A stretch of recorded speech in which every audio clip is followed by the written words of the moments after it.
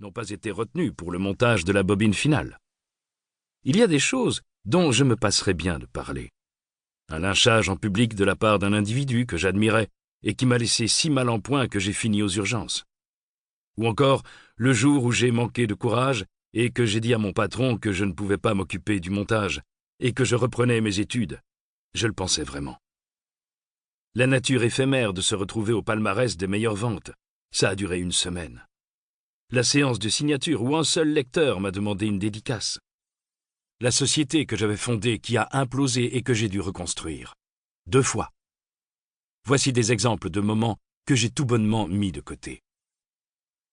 Quoi qu'il en soit, cette image plus complète n'est qu'une fraction d'une vie, mais elle a le mérite de toucher davantage les notes importantes, du moins celles qui le sont pour ce livre, à savoir l'ambition, l'accomplissement et l'adversité.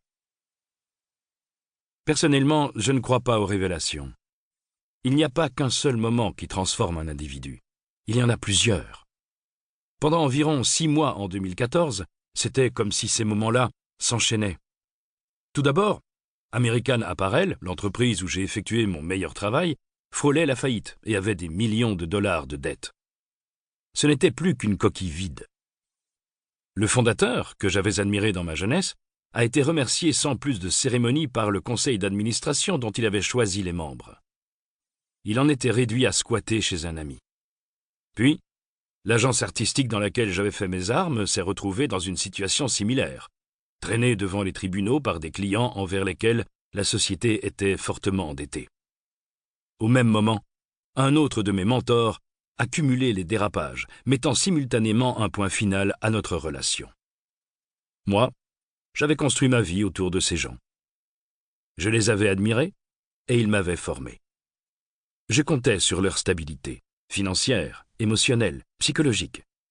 C'était essentiel pour mon existence et mon amour-propre. Et pourtant, ils implosaient sous mes yeux, l'un après l'autre. Les rouages se grippaient. Passer de l'envie de ressembler à quelqu'un toute sa vie, à refuser de devenir comme lui, est une sorte de coup du lapin auquel on ne peut pas s'attendre.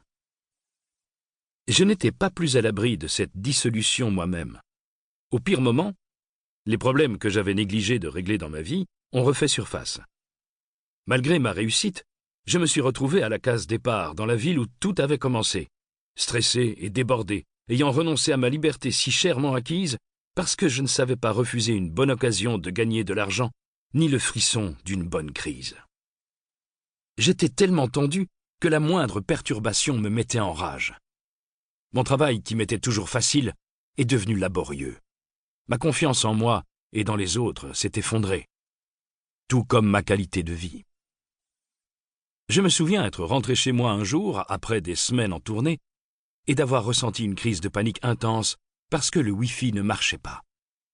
Si je n'envoie pas ces emails, si je n'envoie pas ces emails, si je n'envoie pas ces emails.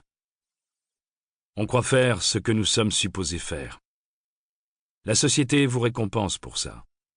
Mais ensuite, vous voyez votre fiancé claquer la porte parce que vous n'êtes plus la même personne qu'avant. Comment est-ce que cela arrive? Est-ce qu'on peut réellement passer du jour au lendemain de l'impression d'être juché sur les épaules des géants à s'extirper des ruines d'explosions en chaîne et de tenter de rassembler les morceaux du puzzle? Quoi qu'il en soit, l'un des avantages de tout ça, c'est que ça m'a forcé à accepter le fait que j'étais accro au boulot.